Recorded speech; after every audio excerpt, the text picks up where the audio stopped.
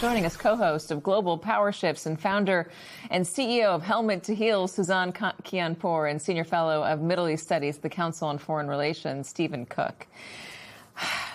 Who's more desperate for a deal right now? The issue is that it looks like it's President Trump who is more desperate for a deal, and the Iranians recognize that he has midterms coming up. And you saw he kind of mentioned that in his remarks, where he said, oh, the Iranians think that, I need a deal, but look at what Texas results looked like and Ken Paxton. And so the Iranians are waiting it out, and they're good at that. They've been waiting it out for 47 years. How long has it been now? I mean, these administrations last 4 or 8 years tops, and a new president comes along, and they have a new person to negotiate with. Exactly. And living in the Middle East, when I was living in Dubai, I used to have this conversation with officials who would sort of joke about how it's good that they don't have a democracy because they're able to have consistency and to, actually do things quicker than a democracy. And so the Iranian regime sees itself in the same lens. They have a pretend democracy where people go and vote, but they're chosen who they get to vote for. What is pushing them right now? How is the economic pain in Iran? I mean, they've just lifted the internet blackout. Does that indicate something to you? So it's really interesting that they've lifted the internet blackout. And I was speaking to sources today. I actually talked to my cousin for the very first time since February 28th. I received a message, and I'm like getting goosebumps right now.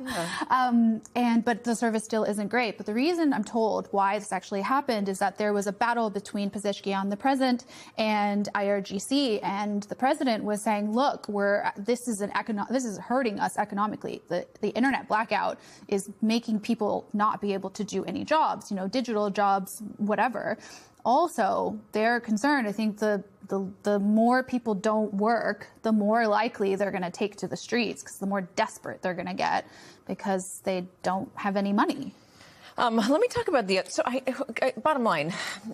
Are we going to see a deal made between Donald Trump and the Iranians anytime soon? I mean, because we've heard Donald Trump say they're on the verge of it over and over again. There was a lot of talk over the weekend about how they were close to a deal, and then suddenly we started striking them again on Monday. So is a deal imminent or is it not? I mean, I think it's impossible to really know, because it sort of feels like when we were covering the Obama administration and the nuclear negotiations then, at that point, it felt the same, where it seemed like the Americans wanted a deal more than the Iranians. And so the Iranians recognize that. And so why are they going to make a deal without getting exactly everything that they want? But what I do think is interesting, a development, is that he's now talking about the Abraham Accords. Yeah, that's what I want to talk about. So, and I'll bring you in for that, Stephen. Why bring the Abraham Accords into it, and why essentially threaten Middle East allies with get on board with these accords or I'm not going to make a deal at all?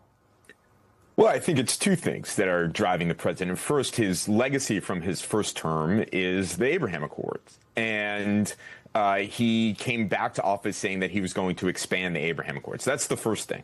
The second thing is I think he senses that this is not a very good deal and that the Iranians have him exactly where he wants them.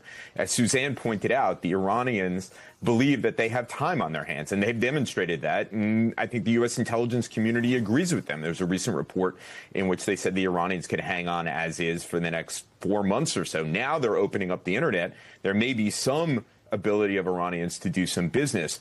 So that may extend their timeline. I think the president is demanding a normalization agreement with Israel in order to make this deal look a bit better than it really is. The framework agreement that was published over the weekend gave the Iranians very significant sanctions relief. They were able to sell oil. There was significant concessions to the Iranians. If this is, in fact, what was on the table, it's not a deal that's favorable to the United States, and the president needed to make it look better than it actually is, especially after he came in for criticism from Republican members of the Senate. Well, let me play Donald Trump talking about the Abraham Accords. We have the soundbite. Let's play it. I would like to have the countries we're talking about, with Saudi Arabia, UAE, Qatar, and the others, we would like to have them immediately join and Steve Witkoff is working on that with Jared and some others, but would like to have them join the Abraham Accords. It'll be historic if they do it. And I think they owe that to us, to be honest. I think, because that really would be a tremendous sign. And I think those countries owe it to us. Steve, are you going to get them to sign?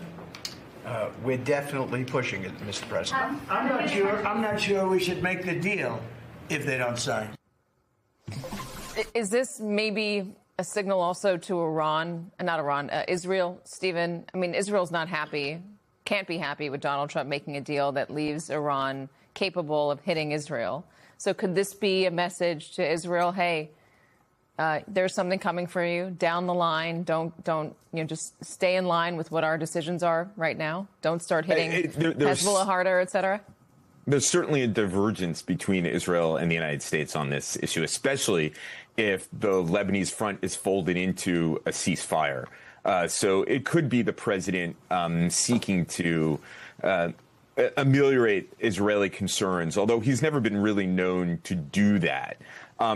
Besides the fact the Israelis know at this point the idea of the Saudis signing on to a normalization agreement them is quite far-fetched. They're realistic to understand that after 2.5 years of war in Gaza and tens of thousands of dead, and then the destabilization of their neighborhood through Operation Epic Fury and Roaring Lion, that the Saudis are in no mood for a deal with the Israelis. As far as the Qataris are concerned, people forget that the Qataris were the first ones to open an economic interests office, Israeli interests office in the Arab world outside of Egypt and Jordan, which of course have peace treaties with them.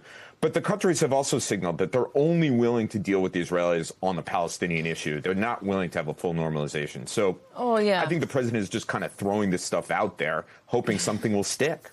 Yeah, they were supposed to have they wanted a pathway to a Palestinian state that was part of the deal, and that pathway does not exist as of now. And Bibi Netanyahu would have said that he never wants it to exist. So that's a real problem. Stephen Cook, Suzanne Kianport, thank you so much. Good to see you in person. Thank you. Great having you. Coming up, I'm so happy you got to talk to your cousin. Thank you. I'm really happy to hear that.